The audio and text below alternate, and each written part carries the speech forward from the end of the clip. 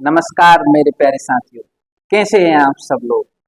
आप सबके लिए जय जय। आइए आज जो है हम इस सेशन में इतिहास के जैन धर्म के बारे में चर्चा करने वाले हैं। आप सबने सुना होगा जैन धर्म, सिख धर्म, बौद्ध धर्म, अलग अलग संप्रदाय के बारे में आपको जानकारी है। तो आज हम इनमें से एक संप्रदाय के बारे में बात करते हैं, जो कि हमारा कौन सा है, जैन धर्म। तो आप सब लोगों को क्या करना है, इस वीडियो की लिंक को ज्यादा से ज्यादा लोगों को शेयर करना है, ठीक है ना, जिससे कि सब लोगों को पता पड़ना चाहिए कि जैन धर्म क्या है, ठीक है ना। इतिहास की पिछली क्लास में हमने चर्चा की थी आपके वैदिक सभ्यता के बारे में, जिसमें हमने ऋग्वैदिक काल और उत्तर वैदिक काल के बारे में चर्चा की थी, और जो हमारा लास्ट क्लास हुई थी हमने रामायण और महाभारत के बारे में चर्चा की थी, ठीक है ना। तो आइए हम बात करते हैं जैन धर्म। तो मेरा क्वेश्चन है आपसे कि बताइए जैन धर्म क्या है। हमारा क्वेश्चन दिया गया है क्या है जैन धर्म, तो आपको कमेंट करके आंसर देना है। जैन धर्म पढ़ रहे हैं हम, तो जैन का अर्थ क्या है इसका आप कमेंट करके आंसर दीजिए। जैसे कि हमारे किसी भी हम शुभ काम को करते हैं हिंदू धर्म में, तो एक मंत्र पढ़ा जाता है, कौन सा, गणेश जी को सुमिरन किया जाता है कि वक्रतुंड महाकाय सूर्यकोटि समप्रभा निर्विघ्नं कुरु मे देव सर्व कार्येषु सर्वदा। ऐसे ही लाइनों के साथ हम शुरुआत करते हैं, और यही जैन धर्म में आपको देखिए अलग लाइन दी गई है। कौन सी लाइनें होती हैं, मंगलम भगवान वीरो, मंगलम गौतमो प्रभु, मंगलम स्थूल भद्राचार्य, जैन धर्मोस्तु मंगलम। आइए हम सब लोग इस धर्म की शुरुआत करते हैं, ठीक है ना। आप जल्दी से जल्दी इस वीडियो की लिंक को शेयर कर दीजिए। तो आइए हेडिंग डालिए आप, जैन धर्म। चलिए तो आप लोग हेडिंग डाल लेना, आपको क्या हेडिंग डालना है, जैन धर्म। अब मेरा एक क्वेश्चन था कि क्या है जैन धर्म। तो पहले जैन धर्म को समझने से पहले हमें समझना पड़ेगा ये जैन शब्द कहाँ से आया है। तो यही हम बात करते हैं किसकी, जैन शब्द। ये जो जैन शब्द आया है, जैन शब्द संस्कृत भाषा के, कौन सी भाषा आपकी, आप बताएंगे। यह जो है संस्कृत भाषा के, संस्कृत भाषा के जिन शब्द से आया है। किस शब्द से है, जिन शब्द से आया है, जिसका अर्थ होता है विजेता।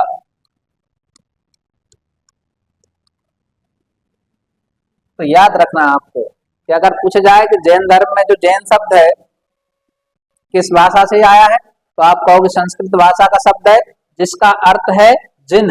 जिन का अर्थ होता है क्या, विजेता। इतना आपको याद रखना है, जिन का अर्थ क्या होता है, विजेता होता है।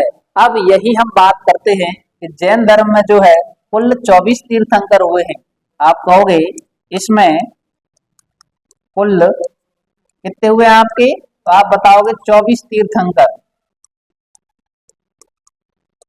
कितने तीर्थंकर हुए आपके, तो आप बताएं कुल 24 तीर्थंकर आपके हुए हैं।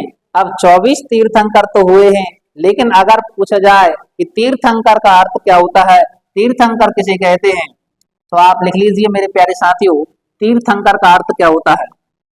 इसकी बात कर रहे हैं हम, तीर्थंकर। इसका जो अर्थ होता है वो आप लिख लीजिए। तीर्थंकर का अर्थ होता है गुरु। गुरु मतलब ऐसे गुरु जो भव सागर से पार उतारने वाला होता है।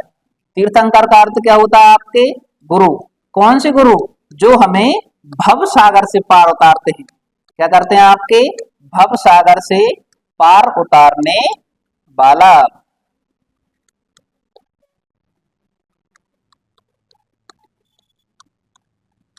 तो आपको याद रखना है कि जैन धर्म में कितने क्या शब्द है, जैन शब्द। जैन शब्द कहां से आया, जिन शब्द। जिन का अर्थ क्या होता है, विजेता। और यही हमने बात की, इसमें कुल 24 तीर्थंकर हुए। 24 तीर्थंकर हुए, तो तीर्थंकर का अर्थ क्या होता है, गुरु। गुरु मतलब भव सागर से पार उतारने वाला। अब आपके मन में आ रहा होगा, ठीक है ना, कि हमने तीर्थंकर के शब्द उपयोग कर लिया, और अगर हम जो बात करते हैं किसकी, महात्माओं की, अगर पूछा जाए जैन महात्माओं को क्या कहा जाता है, तो लिख लीजिए आप मेरे प्यारे साथी, बहुत अच्छा क्वेश्चन है आपका कि अगर पूछा जाए जैन महात्मा,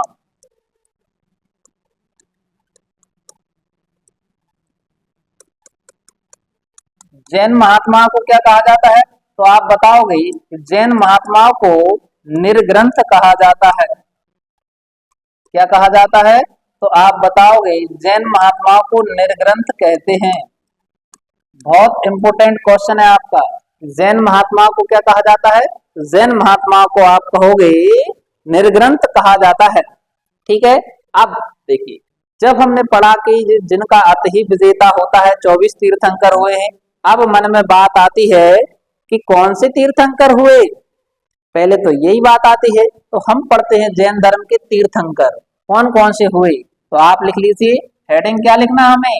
जैन तीर्थंकर।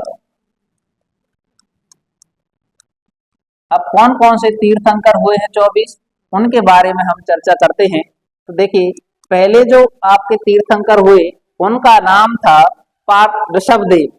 लिख लीजिए, क्या नाम था? पहले जो तीर्थंकर थे उनका नाम क्या है आपका? ऋषभदेव। ठीक। दूसरे कौन से हुए? तो दूसरे तीर्थंकर हुए ऋषभदेव के बाद, ऋषभदेव का एक नाम और मिलता है आपको। अगर पूछा जाए ऋषभदेव का एक और नाम क्या है, तो इनका ही नाम है क्या? आदिनाथ। ठीक है। दूसरे लिख लीजिए, दूसरे जो हुए आपके उनका नाम था अजीतनाथ। दूसरे कौन हुए आपके? दूसरे जो थे उनका नाम हुआ क्या? अजीतनाथ। पहले कौन थे? ऋषभदेव, जिनको आदिनाथ कहा आपने। दूसरे कौन हुए आपके? अजीतनाथ हुए। तीसरे कौन हुए? तो तीसरे जो प्रभु हुए उनका नाम था संभवनाथ। क्या नाम था मेरे प्यारे साथियों? संभवनाथ हुआ। चौथे जो तीर्थंकर हुए उनका नाम लीजिए। चौथे क्या हुए? तो उनका नाम था अभिनंदन। क्या नाम था आपका? अभिनंदन। पांचवे तीर्थंकर कौन हुए आपके? तो पांचवे जो तीर्थंकर हुए उनका नाम था क्या? सुमतिनाथ। क्या नाम था उनका? सुमतिनाथ। कितने तीर्थंकर हो गए हमारे? 5 तीर्थंकर हो गए हैं। आप देखिए, अगले जो 6वें नंबर पर तीर्थंकर आते हैं, कौन से नाम पढ़ लिया आपने? तो आपने पढ़ लिए ऋषभदेव, अजीतनाथ, संभवनाथ, अभिनंदन, सुमतिनाथ। अब अगले जो आते हैं उनका नाम था पद्म प्रभु। कौन से आते हैं आपके? 6वें नंबर पर जो आए उनका नाम था पद्म प्रभु। अब आते हैं 7वें नंबर पर। 7वें नंबर पर जो आपके गुरुदेव आते हैं उनका नाम था सुपार्श्वनाथ।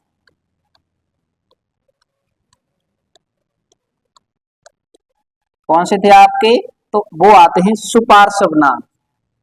ठीक है ना। तो हमने कितने पढ़ लिए हैं? हमने पढ़ लिए हैं कितने आपके? 7 जो है तीर्थंकर, उनके नाम पढ़ लिए हैं। अब 8वें जो आते हैं उनका नाम है चंद्र प्रभु। कौन से आते हैं प्रभु? तो आप बताते हैं चंद्र प्रभु आते हैं। अगले कौन से 8वें नंबर पर आपके? तो आप बताओगे चंद्र प्रभु। फिर 9th नंबर पर कौन से आते हैं? चंद्र प्रभु आ गए हैं। चंद्र प्रभु के बाद आएंगे पुष्पदंत। कौन से आते हैं आपके? तो अगले हैं पुष्पदंत कहते हैं। पुष्पदंत का ही एक और नाम भी आपको देखने को मिलता है, उनका नाम था सुविधिनाथ। क्या नाम था? सुविधिनाथ। ठीक है मेरे प्यारे साथियों। अब 10वें नंबर के गुरु आते हैं। कौन हुए आपके? 10वें नंबर के जो आते हैं उनका नाम हुआ, लिख लीजिए आप, शीतलनाथ। कौन से हुए आपके? तो 10वें नंबर पर आते हैं आपके कौन से प्रभु? जिनका नाम था शीतलनाथ। अब आते हैं 11वें नंबर पर। कौन से प्रभु आएंगे? आप कमेंट करके आंसर दीजिए। 11वें नंबर पर कौन से प्रभु आते हैं? ठीक है ना। उनका नाम लिखिए, श्रेयांशनाथ थे। कौन से थे आपके? श्रेयांश नाथ। अब 12वें नंबर पर आते हैं। 11 हो गए हमारे, श्रेयांशनाथ प्रभु हो गए। अगले लिखिए आप, वासुपुंज। कौन से हुए आपके? वासुपुंज। अब 13वें नंबर पर कौन से आते हैं? तो अगले नाम लिखिए आप, वासुपुंज हो गए हैं। विमलनाथ लिख लीजिए आप। कौन से हो गए आपके? विमलनाथ। कौन कौन से पढ़ लिए? चंद्र प्रभु, पुष्पदंत, शीतलनाथ, श्रेयांशनाथ, वासुपुंज। है ना। अगले कौन से आते हैं आपके, विमल नाथ आते हैं। अगले लिख लीजिए आप, अनंत नाथ आते हैं। कौन से आते हैं आपके, अनंत नाथ। अनंत नाथ के बाद जो अगले प्रभु आते हैं उनका नाम लिख लीजिए। अनंत नाथ के बाद धर्मनाथ आते हैं। कौन से आते हैं, धर्मनाथ। धर्मनाथ के बाद जो अगले आते हैं उनका नाम लिख लीजिए आप, धर्मनाथ हो गए। फिर आते हैं आपके शांतिनाथ। कौन से आते हैं आपके प्रभु, उनका नाम था शांतिनाथ। ठीक है ना। 16 हमारे जो है गुरुदेव हो चुके हैं जिनको तीर्थंकर कहा जाता है। अब हम आगे बात करते हैं, तो लिखिए आप, अगले जो प्रभु आते हैं 17वें नंबर पर उनका नाम लिख लीजिए आप। तो उनका नाम था कुंथुनाथ। क्या नाम था, तो आप उनका नाम लिख लीजिए कुंथुनाथ। ठीक है ना। अब 18वें नंबर पर कौन से प्रभु आते हैं आपके, तो 18वें नंबर पर जो हमारे आते हैं उनका नाम था अरनाथ। क्या नाम था, आप बताओगे, अरनाथ। ठीक है ना। अब 19वें नंबर पर जो हमारे प्रभु आते हैं उनका नाम क्या था, तो आप बताओगे मल्लीनाथ। क्या नाम था, मल्लीनाथ। ठीक है ना। अब आते हैं 20वें नंबर पर कौन से प्रभु आए, उनका नाम लिख लीजिए आप। तो 20वें नंबर पर जो हमारे प्रभु आते हैं उनका नाम क्या था, मुनि सुब्रत। क्या नाम था, मुनि सुब्रत। ठीक है ना। अब 21वें नंबर पर कौन से आते हैं, तो जिनको पता है वो कमेंट करके आंसर दो, 21वें नंबर पर हमारे कौन से गुरुदेव आते हैं। ठीक है ना, जल्दी से कमेंट करके आंसर दीजिए आप, कौन कौन से आपके आते हैं 21वें नंबर पर कौन से आते हैं। ठीक है ना। तो 21वें नंबर पर जो आते हैं उनका नाम था आपका नमीनाथ। कौन से थे आपके, नमीनाथ। अब 22वें नंबर पर कौन से आते हैं, तो 22वें नंबर पर सुनते हो आप नेमिनाथ। ये नमीनाथ थे, ये नेमिनाथ नाम सुनते हैं आप।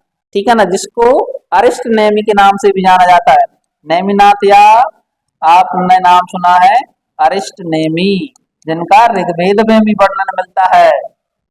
अब 22 हो गए हैं, 23वें सब लोगों को पता है 23वें कौन से आपके तीर्थंकर हुए हैं, तो उनका नाम क्या था आपका, पार्श्वनाथ। क्या नाम हुआ आपका, पार्श्वनाथ। ठीक है ना। और मेरे प्यारे साथी जितने भी बच्चे हैं वो कमेंट करके आंसर दीजिए 24वें तीर्थंकर कौन हुए, तो आप सबको पता है कौन हुए आपके, तो उनका नाम था महावीर स्वामी। कौन हुए आपके, महावीर स्वामी हुए हैं। तो मेरे प्यारे साथियों, ये हमने 24 तीर्थंकर के बारे में पढ़ लिया है। ठीक है ना। अगर इसमें कोई गलती हो तो आप कमेंट करके बता सकते हैं। ठीक है ना।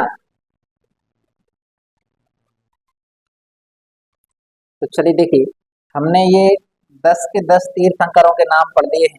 सॉरी, कितने तीर्थंकरों के बारे में पढ़ दिया हमने, 24 तीर्थंकरों के बारे में सारे नाम पढ़ लिए हैं। अब हम एक एक जो तीर्थंकर हैं जो हमारे पेपर ओरिएंटेड जो हमें मुख्य रूप से काम करते हैं, ठीक है ना, जिनसे पेपर में क्वेश्चन आते हैं, उनके बारे में चर्चा करते हैं। तो अब आपके मन में विचार आ रहा होगा कि जैन धर्म की स्थापना किसने की थी। अरे बोलो हाँ या ना। बात आती है जैन धर्म की। पहले तीर्थंकर के बारे में पढ़ते हैं, ऋषभ देव के बारे में। ठीक है ना। अब आप डाल लीजिए हेडिंग, किसके बारे में पढ़ रहे हैं हम पढ़ रहे हैं जैन धर्म के बारे में। तो जैन धर्म के जो प्रथम तीर्थंकर हुए, कौन हुए आपके, प्रथम तीर्थंकर हुए, उनका नाम क्या था आपका, ऋषभ देव।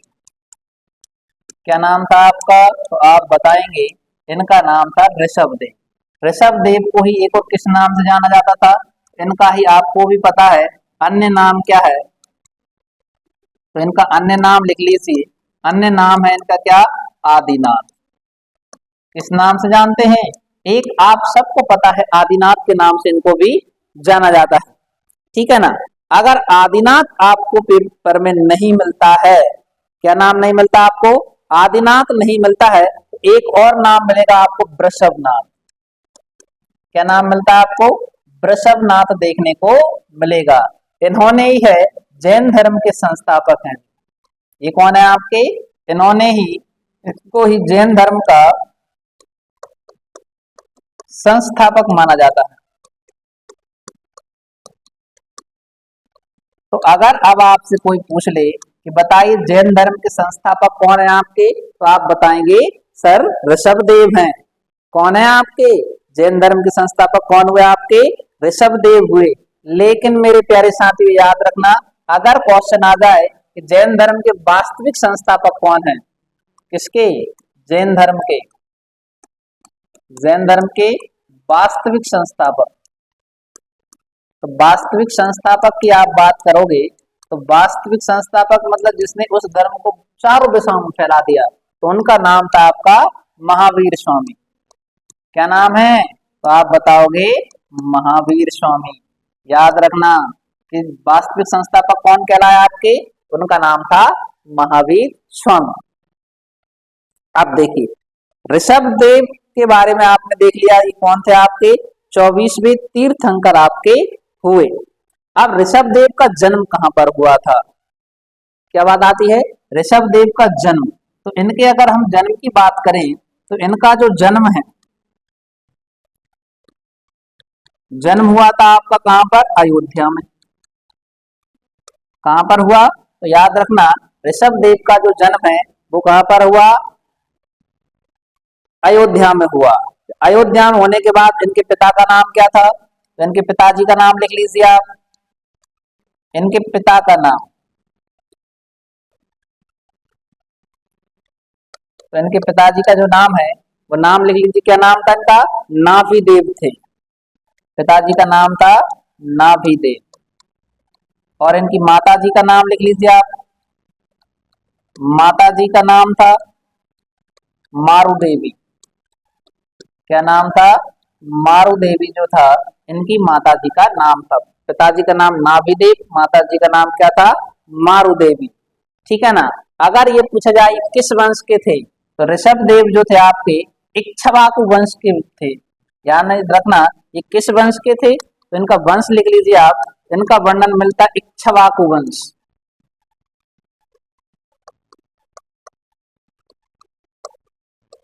किस वंश के मिलते हैं जी, आपको जानकारी मिलती है हमें इक्ष्वाकु वंश, यानी क्षत्रिय वंश के राजा थे। ठीक ना, इक्ष्वाकु वंश जिसको हम क्या कहते हैं, क्षत्रिय राजा थे। अब आपके मन में आ रहा हो क्वेश्चन, क्या इनकी पत्नी थी, तो याद रखना इनकी पत्नी भी थी। किसकी पत्नी थी, ऋषभदेव की पत्नी का नाम क्या है, वो आपको लिख लीजिए।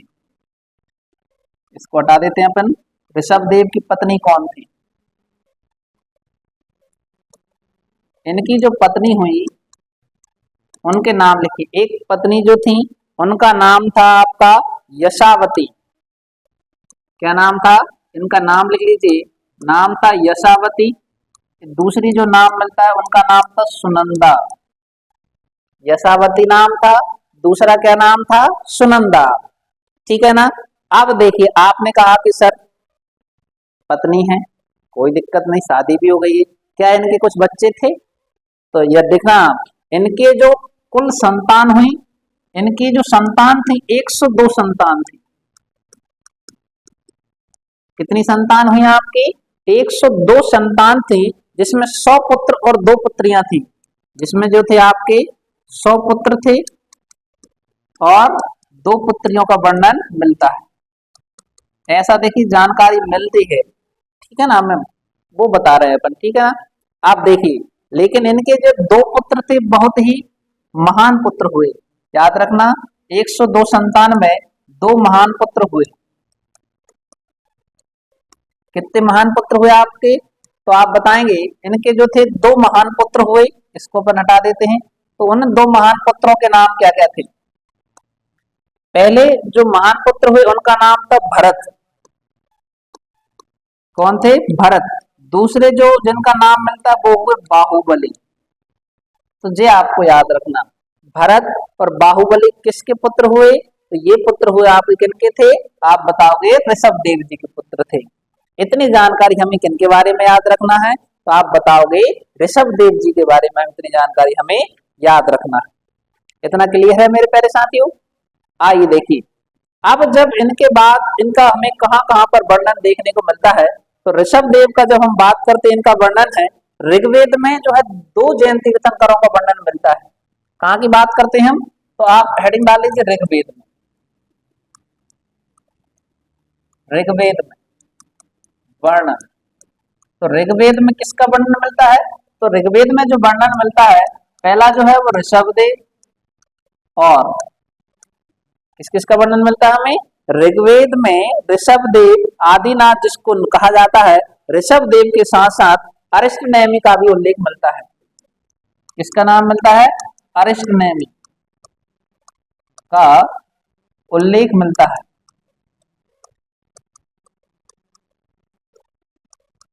जी आपको याद रखना है कि ऋग्वेद में किस किस का वर्णन मिलता है, तो हम बताएंगे ऋषभदेव जी का वर्णन मिलता है और अरिष्टनेमि का वर्णन हमें देखने को मिलता है। इतना क्लियर है। अब अगर पूछा जाए कि ऋषभदेव का वर्णन हमें कहाँ कहाँ पर मिलता है, केवल इसकी बात करते हैं हम, ऋषभदेव। तो ऋषभदेव का जो वर्णन मिलता है हमें,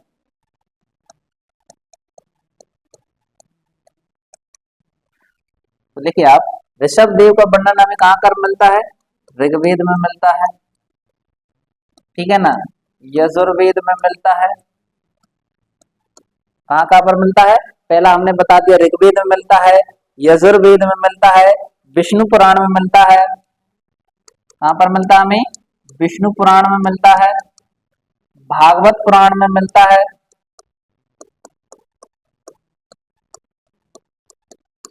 कहाँ पर पढ़ना मिलता है हमें, ऋग्वेद हो गया, यजुर्वेद हो गया, विष्णु पुराण हो गया आपका, अगला भागवत पुराण हो गया, ठीक है ना, इनमें हमें वर्णन देखने को मिलता है, आदि में वर्णन मिलता है। ये आपको याद रखना। अब इसके बाद और क्या देखने को मिलता है, तो याद रखना विष्णु पुराण और भगवत पुराण में जो ऋषभदेव हैं को भगवान विष्णु का अवतार कहा गया है। तो याद रखना आप कौन कौन से, विष्णु पुराण और भागवत पुराण में ऋषभदेव को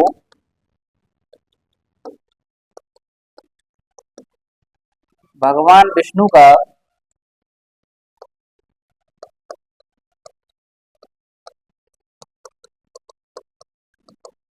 अवतार कहा गया है, अवतार माना गया है। ऐसी जानकारी हमें कहीं ग्रंथों से मिलती कि विष्णु पुराण और भागवत पुराण में क्या कहा गया है, ऋषभदेव को भगवान विष्णु का ही अवतार कहा गया है। इतना क्लियर है, अरे बोलो हाँ या ना। तो जब हम इनके बारे में जानकारी प्राप्त कर लेते हैं, अब इसके बाद जो अगले हमारे तीर्थंकर जिनसे पेपर में क्वेश्चन पूछा जाता है पहले हो गए हैं, अब हम जो अगले की बात करते हैं और वो हुए 23वें नंबर के तीर्थंकर। कौन से आते हैं आपके, 23वें तीर्थंकर। कौन से तीर्थंकर हुए आपके, 23वें तीर्थंकर हुए, जिनका नाम क्या था, आप बताओगे पार्श्वनाथ। 23वें तीर्थंकर कौन हुए आपके, तो उनका नाम क्या है, आप बताएंगे पार्श्वनाथ, ठीक है ना। अब पार्श्वनाथ कौन थे, तो याद रखना ये काशी के राजा के पुत्र थे। काशी जो एक महाजनपद होगा आपका, काशी के राजा, लिखना काशी के राजा के पुत्र थे। अब काशी के राजा कौन थे, तो आप लिख लेना काशी के राजा अश्व के पुत्र थे। ये आपको याद रखना, ठीक है ना। कहाँ के पुत्र थे, काशी के राजा के पुत्र हुआ करते थे। इनकी जो माता का नाम है वो बामा देवी था। इनकी माता का नाम क्या था,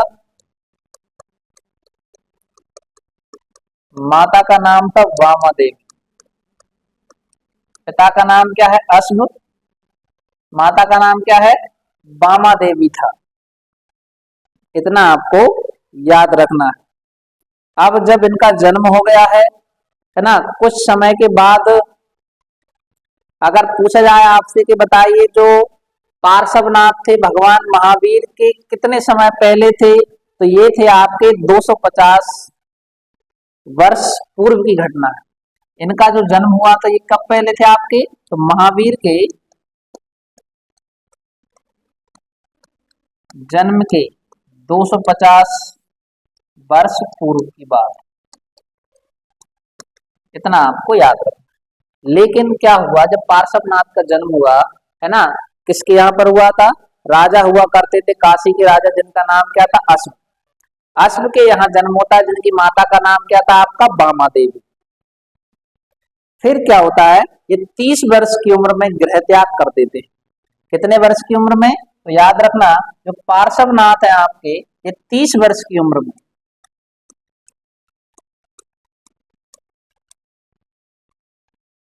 30 वर्ष की उम्र में गृह त्याग किया इन्होंने। ये आपको याद रखना, कितने वर्ष की उम्र में गृह त्याग कर दिया तो इन्होंने, 30 वर्ष की उम्र में गृह त्याग किया। अब जब गृह त्याग कर दिया है इन्होंने, तो कहीं ना कहीं तो पहुंचेंगे आपके, तो ये वाराणसी के निकट, याद रखना, गृह त्याग किया और वाराणसी के निकट, वाराणसी के निकट एक जो आपका जगह हुआ करती थी, उस जगह का नाम क्या था आपका, तो जगह का नाम लिख लीजिए, वाराणसी के निकट आश्रम पद उद्यान में, आश्रम पद उद्यान में ज्ञान की प्राप्ति, यह आपको याद रखना है। बहुत इंपॉर्टेंट क्वेश्चन है कि इनको ज्ञान की प्राप्ति कहां पर हुई, तो आप बताओगे आश्रम पद उद्यान है, कहां पर है, वाराणसी में है। गृह त्याग कब किया था इन्होंने, 30 वर्ष की उम्र में गृह त्याग कर दिया था। किसने किया था, तो आप बताएंगे पार्श्वनाथ जी ने किया था, ठीक है ना। जब इन्होंने गृह त्याग किया, तो गृह त्याग करने के बाद जो है इनको ज्ञान प्राप्त हो गया। जब ज्ञान प्राप्त होता है, ठीक है ना, कितने दिन में ज्ञान प्राप्त हुआ था, तो इनको जो है 83 दिन की तपस्या के बाद ज्ञान प्राप्त होता है। अगर इधर एक और पूछ लिया जाए, गृह त्याग के किया और 83 दिन के बाद, 83 डेज आप लिख सकते हैं यहीं पर, कितने दिन के बाद, 83 दिन में ज्ञान की प्राप्ति।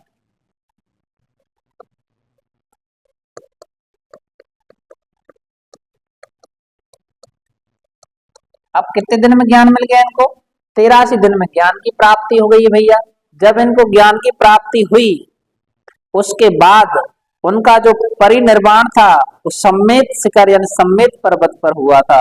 याद रखना, इनका जो निर्वाण है, इनको निर्वाण की प्राप्ति, परिनिर्वाण, इनका जो परिनिर्वाण हुआ वो कहां पर हुआ, सम्मेत शिखर, सम्मेत शिखर, या जिसको सम्मेत पर्वत के नाम से जानते हैं। किस नाम से जानते हैं, सम्मेत पर्वत के नाम से जानते हैं, जो वाराणसी के पास में है ना। वहां पर जिनकी क्या हो जाती है, इनको ज्ञान प्राप्ति हो जाती है और फिर इनकी मृत्यु हो जाती है कहां पर, सम्मेत शिखर पर। इनको परिनिर्वाण की घटना कहा जाता है, यानी इनको मोक्ष की प्राप्ति हो जाती है, ठीक है ना। अब देखिए, जब इनको मोक्ष की प्राप्ति हो जाती है, ज्ञान मिलता है, तो ज्ञान बटेगा भी, है ना। जब ज्ञान बटा, तो सबसे पहले इन्होंने ज्ञान किसको दिया, तो याद रखिए, इन्होंने जो है 5 ज्ञान की बातें नहीं बताई थी, इन्होंने केवल ज्ञान की बातें बताई, कितनी, 4। याद रखिए। अब हम यही बात करते हैं, कितने सत्यों की बात की, तो इन्होंने 4 आर्य सत्य बताए। कितने सत्य बताए हैं, यानी 4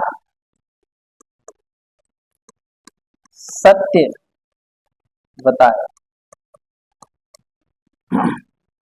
कितने सत्य बताए हैं, 4 सत्य बताए, या 4 सत्य की बातें की, या 4 ज्ञान की बातें बताई। वो 4 सत्य कौन कौन से हैं, पहला इन्होंने बताया कि हमें हमेशा क्या बोलना चाहिए, सत्य बोलना चाहिए, ठीक है। दूसरा कौन सा आया आपका, दूसरा दिया था इन्होंने अहिंसा परमो धर्मा, हमें किसी जीव की हिंसा नहीं करनी चाहिए, ठीक है।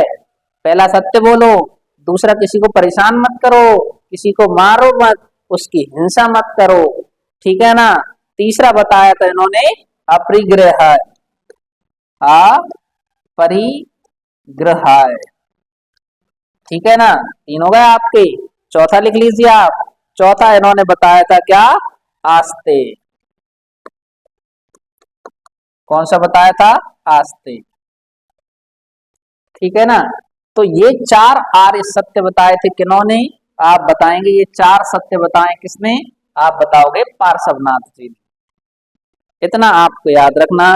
तो पार्श्वनाथ के शिष्य क्या कहलाते थे, इनके जो शिष्य है वो निर्ग्रंथ कहलाए। पार्श्वनाथ के जो शिष्य हैं, इनके जो शिष्य हैं, शिष्य कौन कहलाए इनके, निर्ग्रंथ कहलाए। ये आपको याद रखना। इतनी जानकारी हमसे पेपर में क्वेश्चन बनते हैं किससे, पार्श्वनाथ जी से संबंधित। कुछ समय बीतता है, इनके ही एक शिष्य हुए जिनका नाम था सिद्धार्थ। क्या नाम हुआ, सिद्धार्थ। तो अब हम बात करते आगे, टॉपिक पर बढ़ते हैं। तो इनके एक शिष्य हुए जिनका नाम क्या था, सिद्धार्थ। कौन थे आपके, सिद्धार्थ। ये एक सिद्धार्थ नाम के व्यक्ति थे, है ना, जो किसके शिष्य हुए करते थे आपके, सिद्धार्थ जो थे पार्श्वनाथ के शिष्य थे।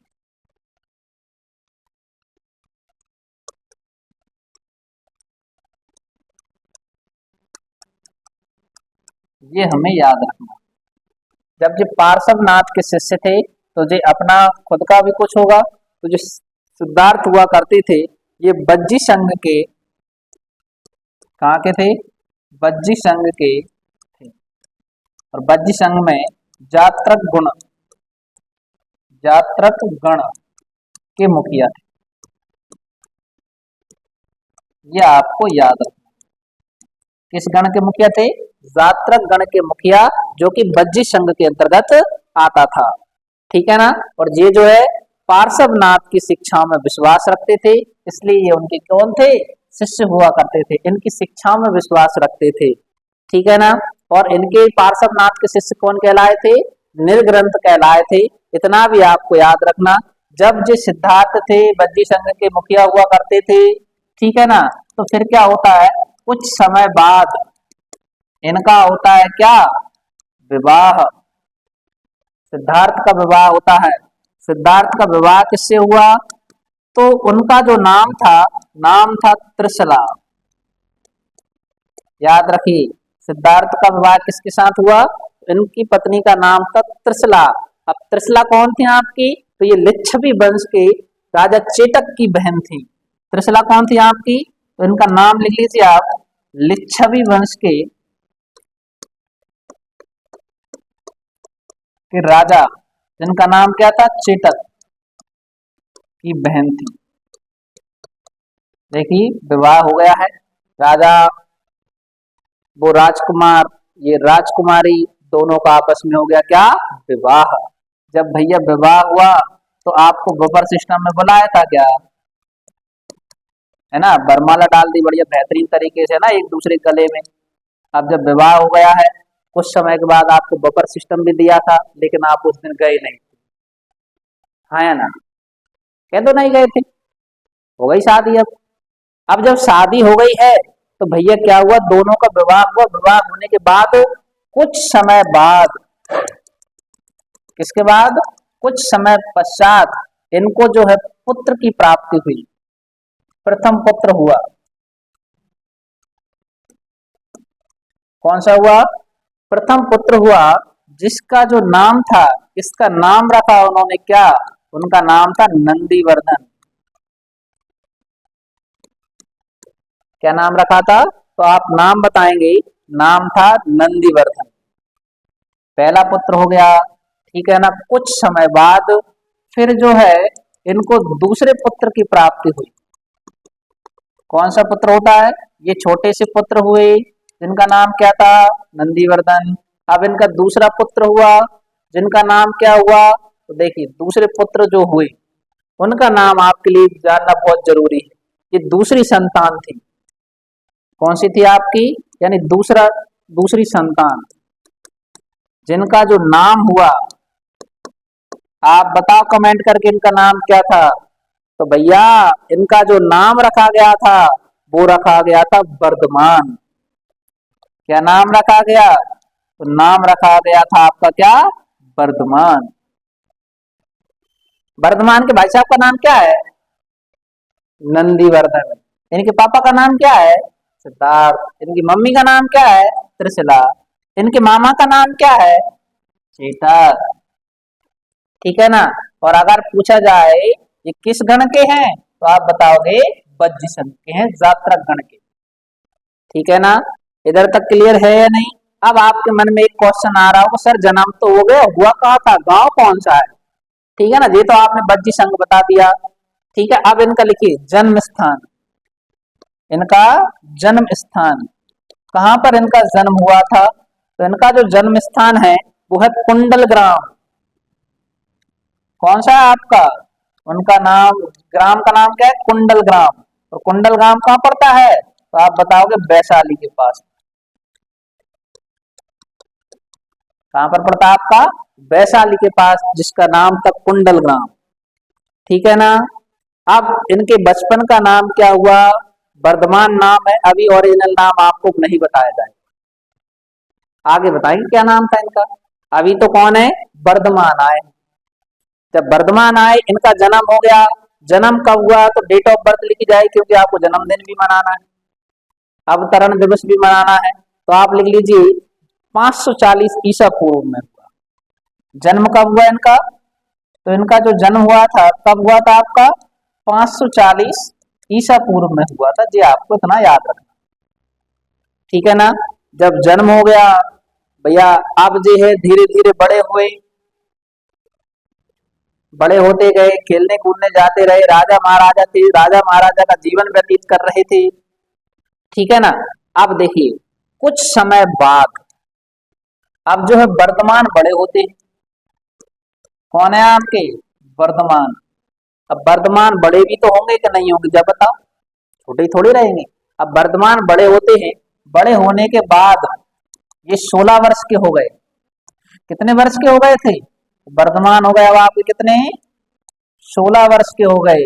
जब 16 वर्ष के हो गए तो पिताजी ने सोचा क्यों ना बालक का विवाह करवा दिया जाए। क्या करवा दिया जाए? विवाह करवा दिया जाए। तो इनका 16 वर्ष में विवाह हो गया, है ना। जी कौन है आपके? वर्धमान। ठीक है ना। इनका विवाह हो रहा है किसके साथ? उनका जो नाम है, कौन, कमेंट करके आंसर बताइए, वर्धमान का विवाह किसके साथ हुआ था? तो इनका जो विवाह हुआ था यशोदा के साथ। किसके साथ हुआ था? यशोदा। इनकी पत्नी का नाम है यशोदा। याद रखना, यशोधरा नहीं है, यशोदा नाम है। 16 वर्ष की आयु में इनका विवाह हो जाता है दोनों का। ठीक है ना। आपको शादी में बुलाया गया था, लेकिन आप उस दिन किसी और की शादी में गए हुए थे। अरे बोलो हाँ या ना। दोनों का विवाह हो जाता है कब? 16 वर्ष की उम्र में विवाह हो गया। ठीक है ना। अब विवाह के कुछ समय बाद, है ना, कुछ समय बाद इनको पुत्री की होती है। इनकी कौन होती है? पुत्री, जिनका नाम क्या रखा गया था? प्रियदर्शनी रखा गया। क्या नाम रखा गया था? प्रियदर्शनी। ये आपको याद रखना। इनकी पुत्री का नाम क्या था? प्रियदर्शनी। इनकी पुत्री का नाम रखा गया था। इधर तक क्लियर है या नहीं? जल्दी से कमेंट करके आंसर दीजिए। इनकी पुत्री का नाम क्या था? इनकी पुत्री का नाम था क्या? प्रियदर्शनी। जी प्रियदर्शनी ना मिले तो आप बता देना अनुजा प्रियदर्शनी। एक और नाम भी मिलेगा, अनुजा। अनुजा प्रियदर्शनी भी नाम देखने को हमें मिलता है। देखिए जब जे इनकी पुत्री हो गई हैं, पुत्री के बाद क्या हुआ? कुछ समय के बाद क्या हुआ? कुछ समय बीता। ऐसा कहा जाता है कि जब वर्तमान की उम्र 30 साल की हो गई। कितनी साल की हो गई है? 16 वर्ष में विवाह हो गया, ऐसा कहा जाता है। अपन बता रहे हैं, एग्जैक्ट पता नहीं है ना। ऐसा कहा जाता है, ऐसा कहा जाता है कि जब वर्धमान की उम्र 30 वर्ष थी, कितनी थी? 30 वर्ष थी, तो उनके पिता सिद्धार्थ की मृत्यु हो गई। तो उनके पिता सिद्धार्थ मृत्यु हो गई। क्या हो जाती है? मृत्यु हो जाती है। कितने समय के बाद? जब वो 30 वर्ष के थे। कौन? वर्धमान को उनके पिताजी की मृत्यु हो जाती है, ठीक है ना, जिससे वह बहुत दुखी हुए।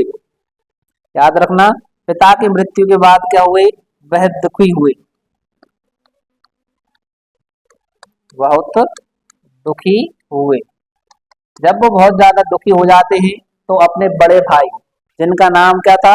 नंदीवर्धन, से आज्ञा लेकर 30 वर्ष की आयु में ही वो गृह त्याग कर देते। तो याद रखना, 30 वर्ष की आयु में ही अपने बड़े भाई, जिनका नाम क्या था? नंदीवर्धन, तो आप इधर लिख सकते हैं 30 वर्ष की आयु में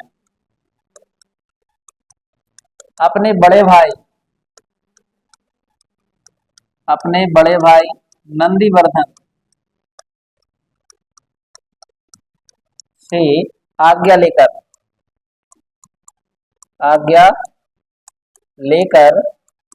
गृह त्याग किया। जी आपको याद रखना, अपने बड़े भाई, जिनका नाम क्या था? नंदीवर्धन, से आज्ञा लेकर उन्होंने क्या कर दिया? गृह त्याग कर दिया। ठीक है ना। अब आप कहोगे सर आप जो जानकारी बता रहे हो 30 वर्ष में गृह त्याग कर दिया, बड़े भैया से आज्ञा ले ली, तो कहाँ से जानकारी मिली थी? तो याद रखना, हम यही बात करते हैं, ये सब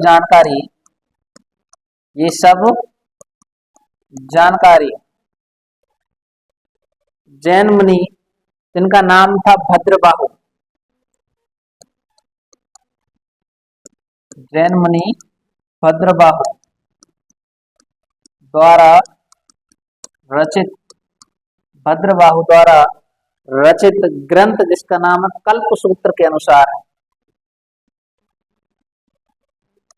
रचित ग्रंथ कौन सा? आपका कल्पसूत्र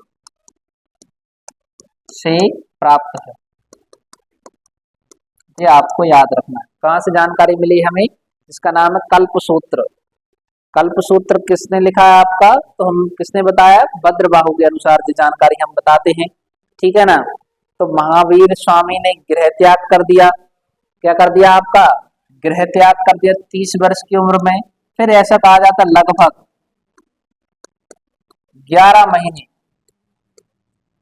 कितना समय आ गया आपका? 30 वर्ष के बाद कितने महीने हो गए? 11 महीने बाद अपने समस्त वस्त्र त्याग दिए उन्होंने।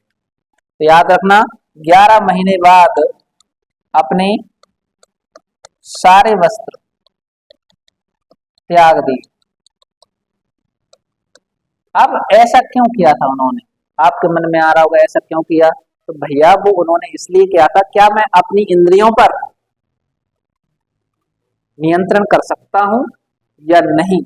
तो उन्होंने ये कपड़े त्यागे थे क्यों? अपनी इंद्रियों पर नियंत्रण प्राप्त करने के लिए, ठीक है ना। जब उन्होंने वस्त्र त्याग दिए और वो नग्न अवस्था में घूमने लगे, नग्न अवस्था में घूमने लगे मतलब विचरण करने लगे थे ना।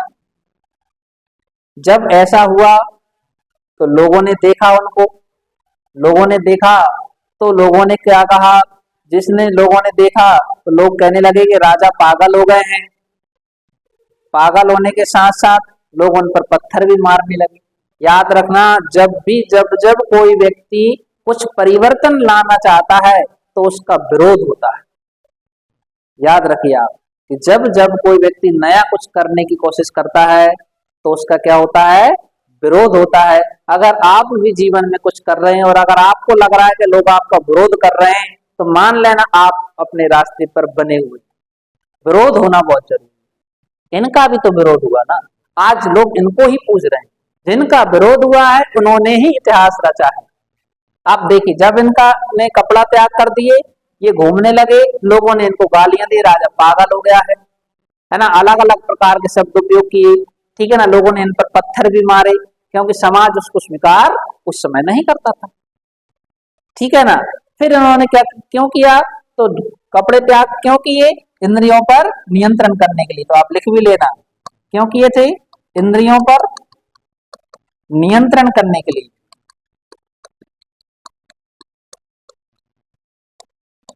इंद्रियों पर नियंत्रण करने के लिए इनने सब किया। आप देखिए 11 महीने बाद तो वस्त्र त्याग दिए, फिर क्या होता है, लगभग हम बात कहेंगे लगभग 13 वर्ष की,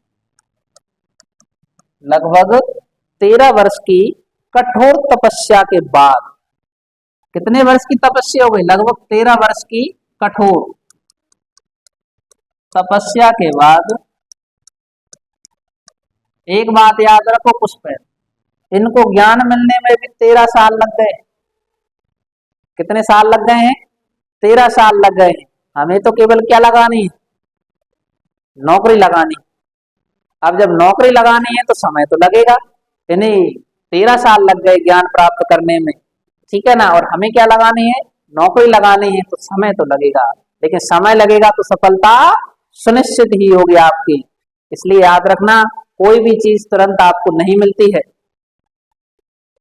तो लगभग 13 वर्षों की उन्होंने कठोर तपस्या की, कठोर तपस्या करने के बाद एक समय आया, आप कहते ना हर चीज का एक स्वर्णिम समय आता है, तो 13 वर्षों की कठोर तपस्या की, उसके बाद एक जगह थी जिसका नाम था जृंभिक, कौन सी जगह थी आपकी, जृंभिक के पास, ऋजुपालिका नदी के तट पर बैठे हुए थे, जृंभिक के पास, जृंभिक गांव का नाम, जृंभिक के पास ऋजुपालिका नदी, कौन सी नदी है आपकी, तो आप बताओगे ऋजुपालिका नदी, ऋजुपालिका नदी के तट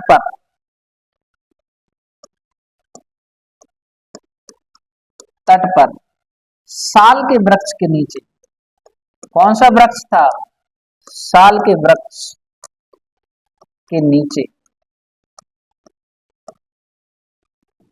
कौन सा वृक्ष था, साल का वृक्ष, याद रखना पीपल का वृक्ष नहीं है आपका, कौन सा वृक्ष नहीं है, पीपल का वृक्ष नहीं है, साल का वृक्ष, समय है कौन सा आपका, जृंभिक गांव है, ऋजुपालिका नदी है, याद रखिए ये बढ़िया एक बेहतरीन सुंदर सा पेड़ था, ठीक है ना, उस पेड़ के पास से ही एक नदी बह रही थी आपकी, अब ये नदी आपको दिख ही नहीं रही होगी, ऐसी नदी मान ये नदी बह रही है ना, शांत अवस्था में नदी बह रही है, उसका नाम क्या है, ऋजुपालिका नदी, और इधर जो आपके बैठे हुए हैं अपने हाथों को गोदी में रखे हुए, ऐसे उनका नाम क्या है, ये आसन पर बैठे हुए हैं, ठीक है ना, इनका नाम है वर्धमान, इनका नाम क्या है भैया, वर्धमान, ये कौन सा वृक्ष है आपका, तो आप बताओगे साल का वृक्ष है। उस दिन इनको क्या हुआ, पता पड़ता है, जैसे आपको पता ना आपकी ज्वाइनिंग लेटर आ जाता है, आज से हमारा पेपर निकल गया, अब आप कहते हो कब पता पड़ा था, मैं कहाँ बैठा था, वो भी तो नोटिस की जाती ना, जब इनको ज्ञान की प्राप्ति हुई तो उस नदी का नाम क्या था, ऋजुपालिका नदी, साल के वृक्ष के नीचे जृंभिक के पास वर्धमान को क्या हो गया, ज्ञान की प्राप्ति,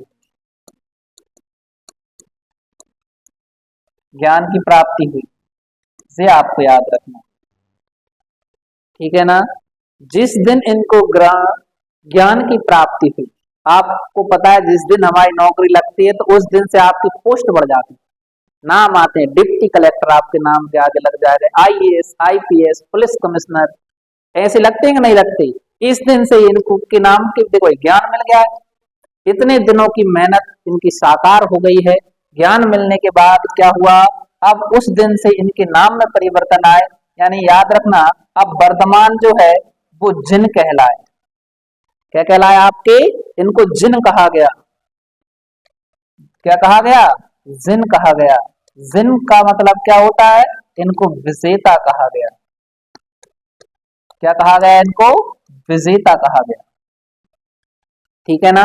जब विजेता कह दिया है, इनको उस दिन से केवलिन कहा गया। क्या कहा गया इसी दिन से इनको? केवलिन कहा गया। ये नाम याद रखना है भैया, ये पेपर में पूछे जाते केवलिन का अर्थ क्या होता है। केवलिन कब कहा गया? वर्तमान को। ठीक है ना, केवलिन कहा गया। केवलिन का अर्थ क्या होता है? आप कहोगे ज्ञानी पाने वाला, यानी ज्ञान पाने वाला ज्ञानी मानव। केवलिन का अर्थ क्या होता है? तो आप बताओगे ज्ञान पाने वाला ज्ञानी मानव। देखो अब लोगों ने अलग अलग नाम रख दिए, है ना। समय था, समय ने परीक्षाएं ली उनकी। आज देखिए वो इतने बड़े आपके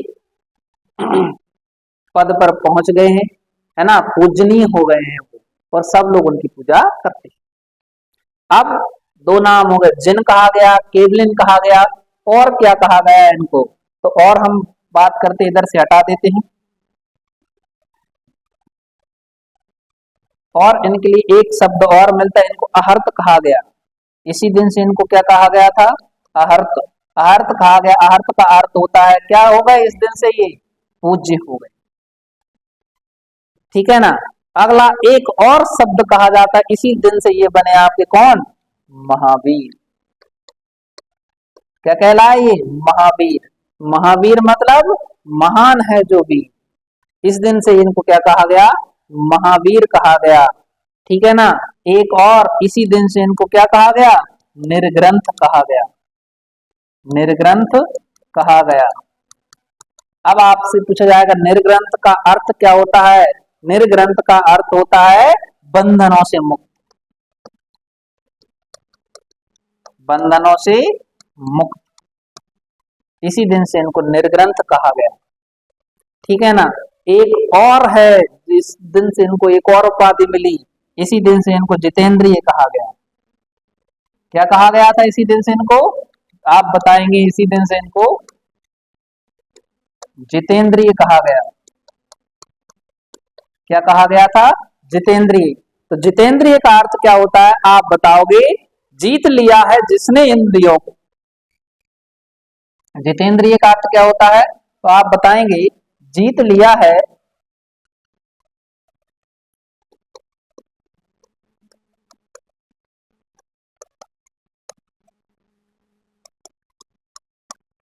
इंद्रियों को।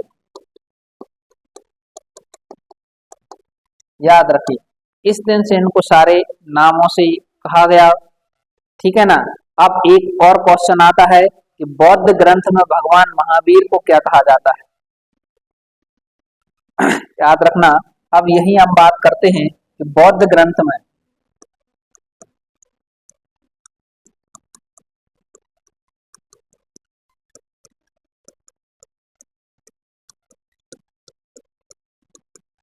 बौद्ध ग्रंथ में भगवान महावीर को क्या कहा गया है? निगुंठ नाथ पुत कहा गया है। क्या कहा गया है? निगुंठ नाथ पुत।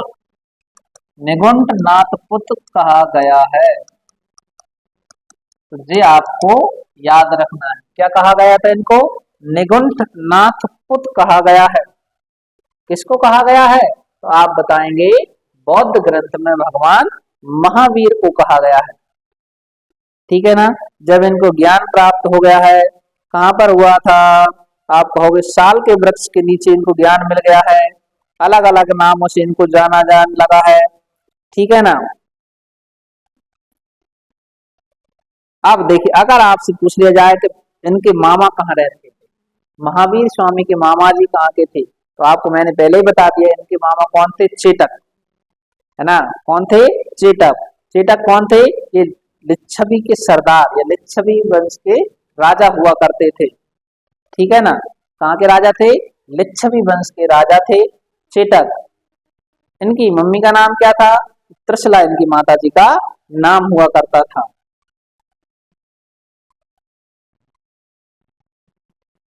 तो चलिए देखिए हमने देख लिया है कि भगवान महावीर को जो है ज्ञान की प्राप्ति हो गई है। ज्ञान की प्राप्ति होने के बाद इन्होंने चार पांच जो है सत्य ज्ञान की बातें बताई। यानी ज्ञान प्राप्ति के बाद, ज्ञान प्राप्ति के बाद 5 जो है सत्य ज्ञान की बातें कहें। अब ये 5 सत्य बातें कौन कौन सी हैं?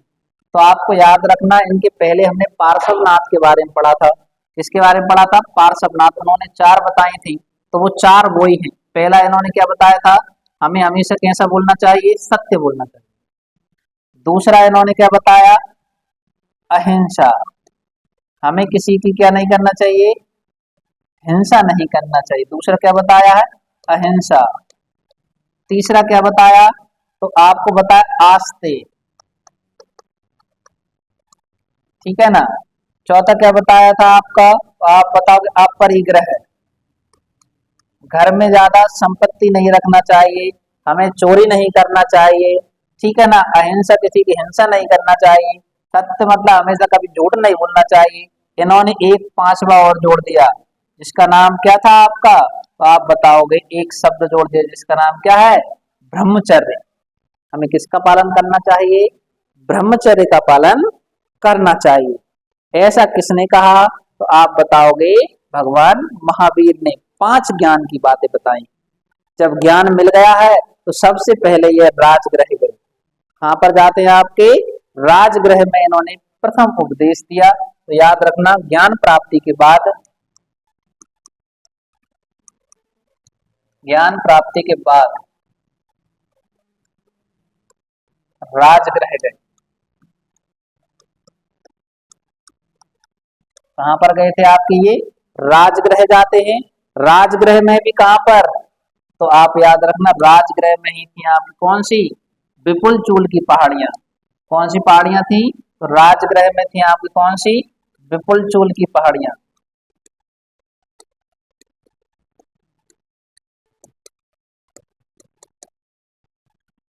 विपुल चूल की पहाड़ियां, है ना, यहीं पर इन्होंने प्रथम उपदेश दिया। पहाड़ियों में प्रथम उपदेश दिया। और विपुल चूल की पहाड़ियां कहां पर है आपकी? तो आप बताओगे ये है राजगृह। कहां पर है आपकी? तो आप बताएंगे राजगृह में, ठीक है ना। अब आपको याद रखना, इनके जो महावीर स्वामी के प्रथम शिष्य कौन हुए? महावीर स्वामी। महावीर स्वामी के प्रथम शिष्य, प्रथम जो शिष्य हुए उनका नाम था जमाली। क्या नाम था? जमाली। ये शिष्य होने के साथ साथ इनके दामाद भी थे। कौन थे? दामाद भी थे, याद रखना। कौन थे भैया? ये दामाद थे। इन्हें पता नहीं था, बाद में पता पड़ा था ये दामाद थे। दामाद किसके साथ जमाली का विवाह हुआ था? तो जमाली की जो पत्नी थी, कौन थी? पत्नी, तो उनका नाम क्या था? आप बताओगे, अनुजा प्रियदर्शनी। क्या नाम था? अनुजा प्रियदर्शनी इनकी पत्नी का नाम, यानी आपकी महावीर स्वामी की पुत्री। इतना याद रखना है। अब क्वेश्चन आता है, जैन धर्म को अपनाने वाली पहली महिला भिक्षुणी कौन थी? तो क्वेश्चन लिखिए आप अगला। अब देखिए, हमने देख लिया कि पहले शिष्य कौन बने आपके? जमाली बन गए। और भी कोई आया? और कोई कौन आया? तो याद रखना, जैन धर्म, लिखना आप, जैन धर्म अपनाने वाली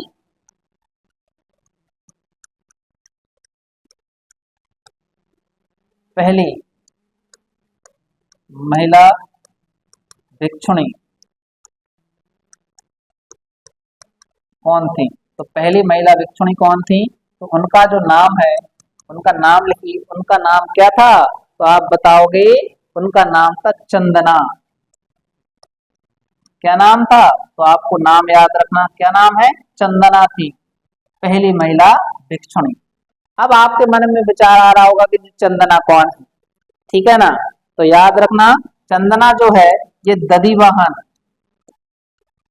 दधिवाहन की पुत्री हैं। किसकी पुत्री हैं आपकी? दधिवाहन की पुत्री हैं। दधिवाहन कौन है आपके? चंपा के राजा हैं। कहाँ के राजा हैं? चंपा के राजा। अब चंपा के राजा हैं, तो चंपा कौन है आपकी? तो आप बताओगे, अंग जो एक महाजनपद हुआ करता था उसकी राजधानी है। तो चंपा कौन है आपकी? अंग महाजनपद की राजधानी है। यहाँ के राजा कौन हुआ करते थे? दधिवाहन की पुत्री, जिनका नाम क्या था? चंदना। चंदना ने जो है ये पहली जैन धर्म की महिला भिक्षुणी आपकी बनी। इतना याद रखना। अब एक और क्वेश्चन आता है कि महावीर स्वामी ने जो अपने सारे उपदेश दिए हैं वो किस भाषा में दिए? तो याद रखिए, लिखना आप। इसके बाद हम आगे बढ़ते हैं, ठीक है ना। तो आप लिखेंगे महावीर स्वामी ने अपने सारे उपदेश किस भाषा में दिए हैं? तो आप बताओगे प्राकृत भाषा में दिए। प्राकृत भाषा, या इसी को नाम एक और मिल सकता है आपको, अर्ध मागधी भाषा में दी। कौन सी भाषा में दे दिया आपको? प्राकृत भाषा है, जिसको अर्ध मागधी भाषा के नाम से जाना जाता है। अब क्या हुआ, महावीर स्वामी के बहुत सारे है ना शिष्य हुए। तो आप बताओगे इनके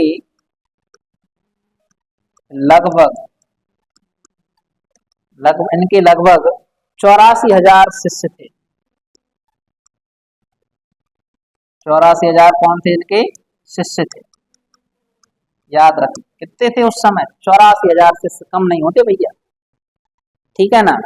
अब जब 84,000 शिष्य हुए तो इनने, महावीर स्वामी ने जो है अपने शिष्यों को 11 गण धर्मों में विभाजित किया। याद रखना, महावीर स्वामी ने अपने शिष्यों को 11 गण धर्मों में विभाजित किया। कितने गण धर्मों में विभाजित कर दिया? तो आप बात करेंगे 11 गण धर्म। जब 11 गण धर्मों में विभाजित किया तो इन 11 गण धर्मों में से 10 की मृत्यु महावीर के जीवन के समय में ही हो गई थी। याद रखना, 11 में से जो है 10 की मृत्यु इनके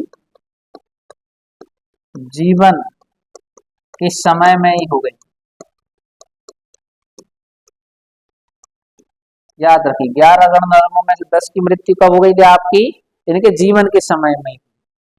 फिर अब 11 में से 10 चले गए, कौन बचा? एकमात्र जीवित गण धर्म, एकमात्र जीवित गण धर्म। उसका नाम क्या था? जो व्यक्ति जीवित बचा उसका नाम था आर्य सुधर्मण। क्या नाम था? आप बताओगे, आर्य सुधर्मण,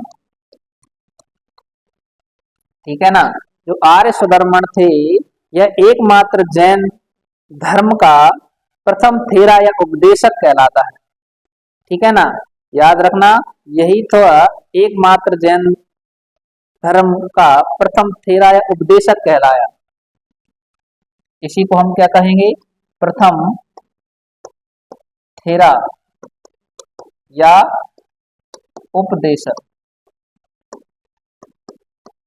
उपदेशक कहलाया। ये आपको याद रखना, ठीक है ना।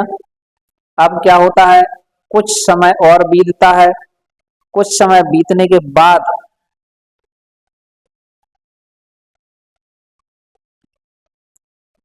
कुछ समय बीतने के बाद जो है महावीर स्वामी की मृत्यु हो जाती है। क्या हो जाती है?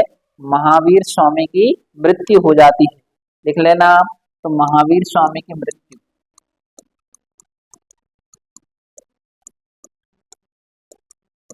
तो महावीर स्वामी की मृत्यु कब हुई आपकी? तो आप बताओगे 468 ईसा पूर्व। कब हुई थी आपकी? 468 ईसा पूर्व में। वो कहां पर हुई? पावापुरी नामक स्थान पर हुई। कहां पर हुई थी इनकी? तो पावापुरी पावापुरी कहाँ पर पड़ता है आपका, तो आप बताओगे बिहार में। कहाँ पर हुई थी मृत्यु, तो पावापुरी यानी बिहार में।